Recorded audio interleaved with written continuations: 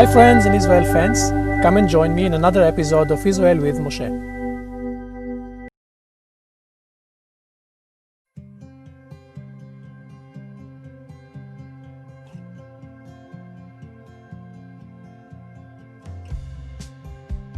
As an archaeologist, when you come to decide whether a city that you're excavating is an important city, a rich city, a wealthy city, one of the major things you look at is the materials that were used in the construction and how fancy the construction is. Behind me you can see a whole lot of columns. Those are all marble columns, and marble is not a local material, so marble had to be imported. This is imported from Asia Minor, from Greece, from Rome, and only a city who's wealthy enough allow itself to import marble and use it in construction. It's much harder to work in marble than to work in limestone, and so when you see lots of marble construction, it means that they were able to pay more to the artists. Now, who are the stone artists who would work in stone? Who are the stone artists who would make all those columns, all those capitals, all those titles, all those decorations?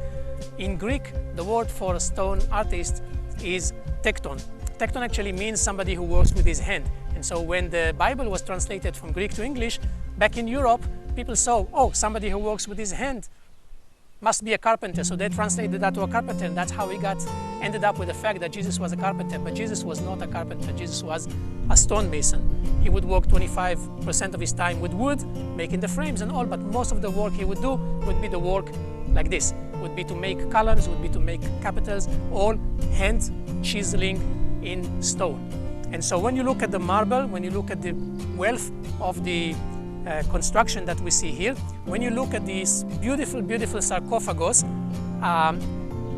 sarcophagus, by the way, the Greek word means flesh eater, and that's how they used to bury people before Jesus' burial. People would be buried in two stages. You take the body, put it in a stone coffin, leave it for a year until the flesh disappears, then the firstborn son would come, he would take the bones, rearrange the bones in a small box made of stone, take that home and put it in a family burial cave, and so all the members of the family would be put together. They stopped using that system of burial in Jesus' time, and then they would just dig a hole into the cave, put the body inside, close with a rock. That's how the Bible describes Jesus was buried. And so when we look around us and see all those evidence, definitely we understand that Caesarea was a very, very rich, wealthy city. It connects to what we spoke about before, about Caesarea being the headquarters of the Romans, about Herod having his palace here, about the Roman commissioner having his palace here, and about this all those beautiful buildings for public use that we are going to see.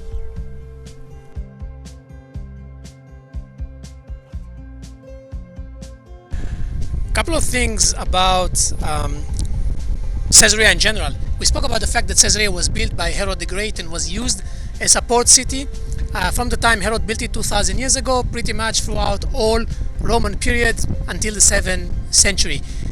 The second time that Caesarea is becoming very important is in the Crusaders period. Crusaders arrived here in 1099 and they were here until 1292. But Crusaders, when they came, they needed control over the Mediterranean Sea because that allowed them to connect to their cities in Europe and bring more supply and more people. And so they went and built port cities all along the Mediterranean Sea. And of course, the port of Herod was still usable, and so it was used by the Crusaders. In navigation books from medieval times, we find the port of Caesarea with navigation instructions to the port of Caesarea.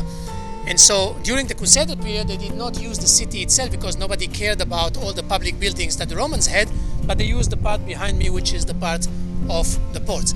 And right here behind me, we can see the columns of what used to be Herod's palace in Caesarea and later became the Roman commissioner's palace. We're going to go into this port. We're going to talk a bit more about Roman commissioners, especially about one Roman commissioner called Pontius Pilate.